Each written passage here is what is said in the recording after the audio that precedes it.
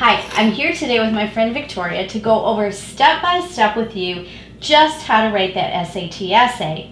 If you haven't already watched my video lesson on SAT essay structure, I suggest you do that first, and you can do that by clicking a little link that should appear right about here in the screen, and then come back to this video because you're going to need that background information to really understand what she's doing here. Today, Victoria is going to take us step by step through the same process that you are going to want to use if you want to write a proficient essay on the SAT.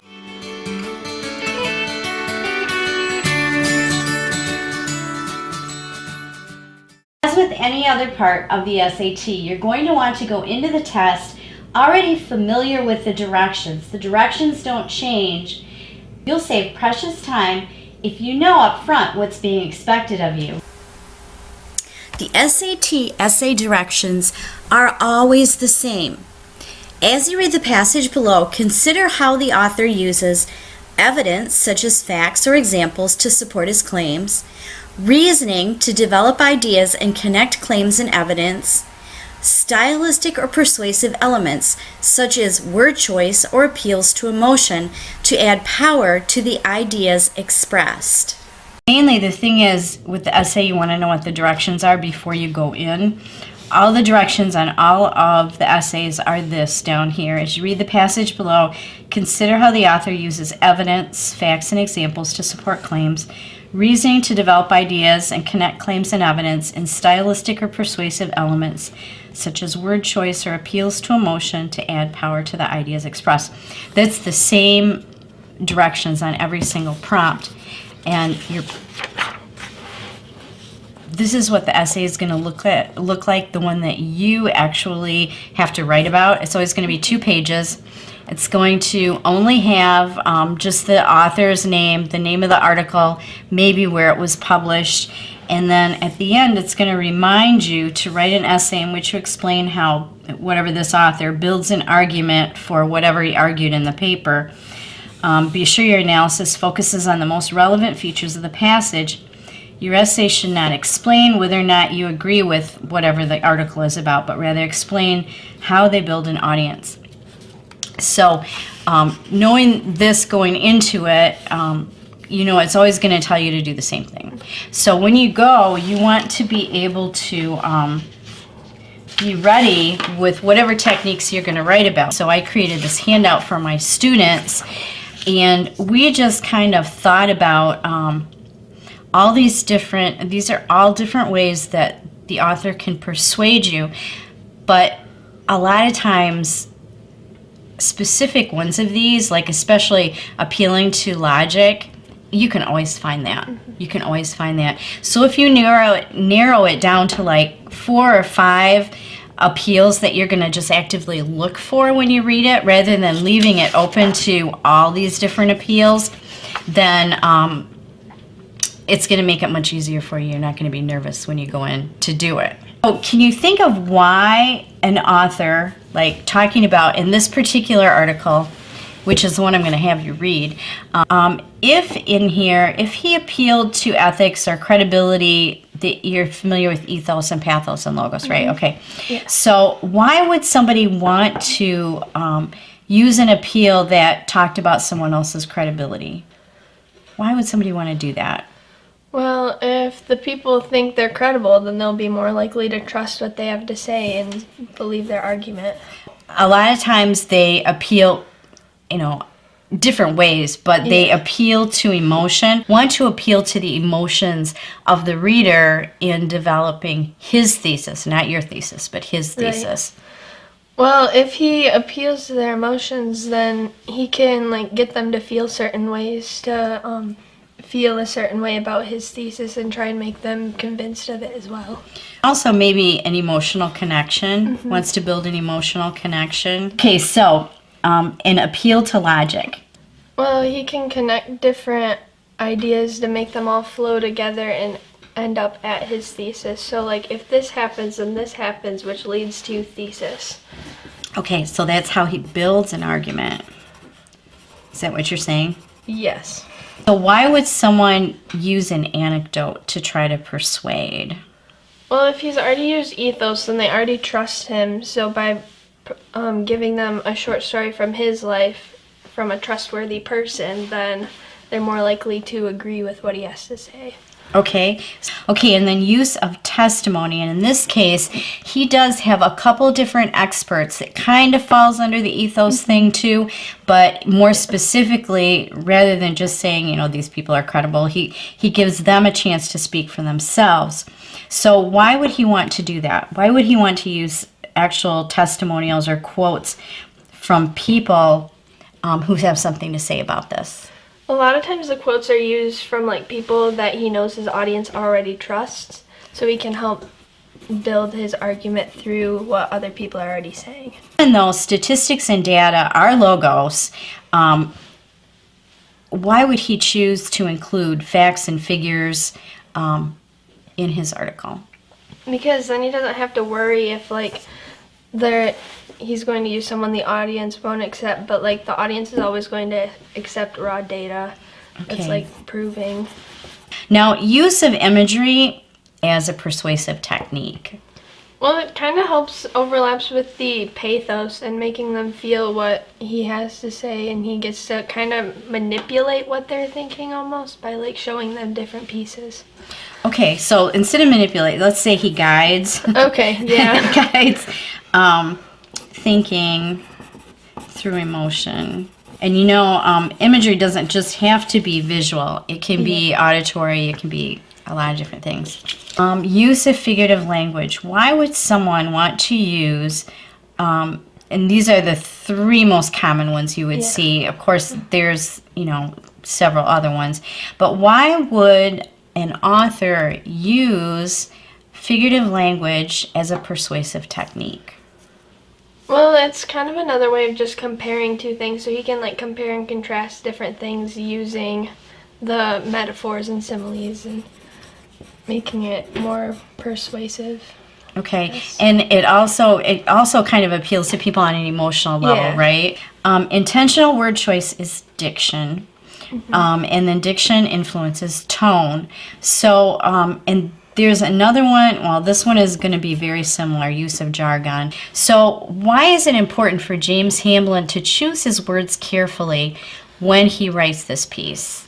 Because if he doesn't use his words right, he won't be able to relate to his audience as well, so he has to speak his audience so they can hear and accept and understand what he's saying. The other thing is he wants to establish an authoritative tone. And there are certain word choices you can use to do that. So with that idea of an authoritative tone, jargon, this is something that I think works for everyone that I've ever seen. This is going to work. So specialized vocabulary. Well, if he's using words like that, he knows that the reader's going to be able to understand, and the reader's then going to know that he knows what he's talking about. Yep, he knows what he's talking about. That's the thing that you want to really focus on. Use of humor, quite often you'll find use of humor. It's not huge and it's not probably the best appeal, but if somebody was going to use a humorous appeal, how would that affect the reader? Well, he can make the reader know that he's not all completely serious, but can keep the mood lighthearted and more open. Okay, so you're going to need to have 3 of these ready to go when you go in to do the SAT essay. They give you, is it 40 minutes or 45 minutes? It's 45. 50 minutes. 50 minutes. So in that 50 minutes, what you have to do is check over the prompt. Remember, the directions are always the same. The directions are always the same. The prompt is specific to this, but it's always going to be basically the same prompt. You're going to want to understand who wrote it, what it is, and where it was published, and the date's important too. So, and then you have to read and analyze the text, organize your essay, and write it in 50 minutes. No problem, right? No problem. I want to just show you this little checklist that I developed for kids. The checklist that we are looking at as we discuss planning the essay in the next few minutes, I am going to copy this and put this in the description below as well. that kind of walks you through how to write the essay. And if you kind of understand this before you take the essay, but basically you're looking for 5 paragraphs. In your introductory paragraph, you're going to give 2 or 3 sentences background about whatever this guy's writing about. It has nothing to do with your thesis yet, just what's the information.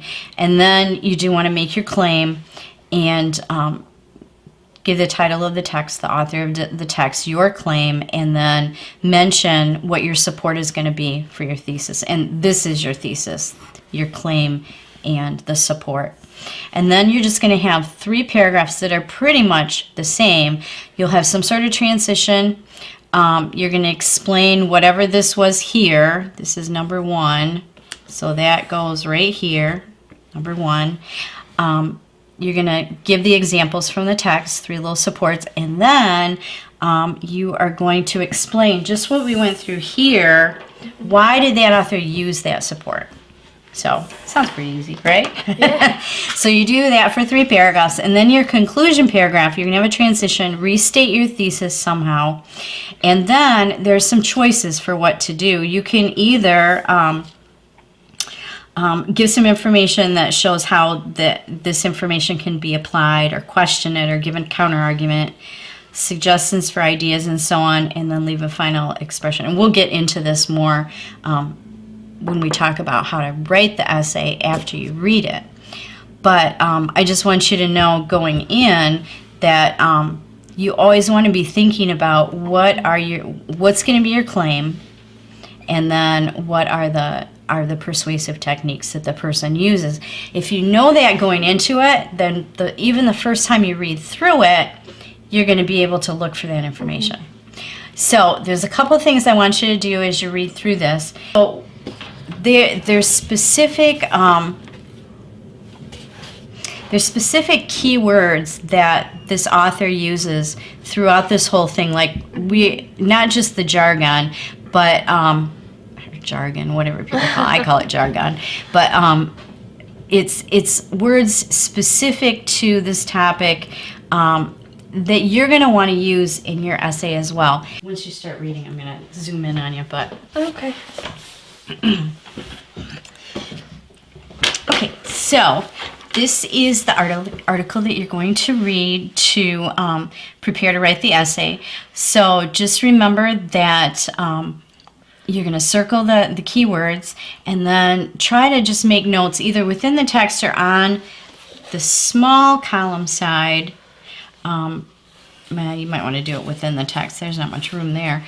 Of the persuasive techniques that he's using. You might also, I'll just throw this at you because I forgot to tell you this. You might also want to underline his thesis when you come to it. Yeah. And his introduction is really broken up into like 2 or 3 paragraphs. So when you come to his thesis, just underline that. But you're really focusing on the evidence he uses to prove his thesis. Okay? Mm-hmm. Can you find the actual prompt that you're going to turn into a question here to help you develop your, how about underlining it if you find it there? So what you're going to do is go to the directions for this particular prompt at the end of the essay you just read, and it'll say something like, write an essay in which you explain how the author builds an argument to inform and persuade his audience of the health benefits, or whatever his thesis is. You're going to turn that into a question. How does the author build an argument to inform and persuade his audience of whatever his thesis is? And that question is what you will then answer in your claim as you build your own thesis. There it is. So all you have to do is just add that, and you've got your question to help you with your thesis. Of course, you remember from the checklist, you are gonna, when you write your essay, you're gonna give some background knowledge first. But how about right here in this blank space, working on developing your thesis? Okay, so you're going to answer this question, that's your claim, and then give your evidence.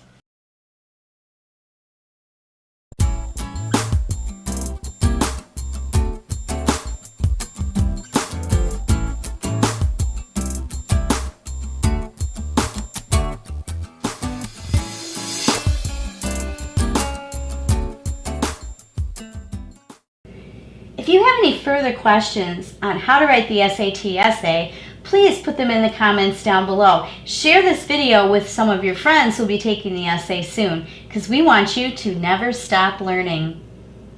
You just have to smile.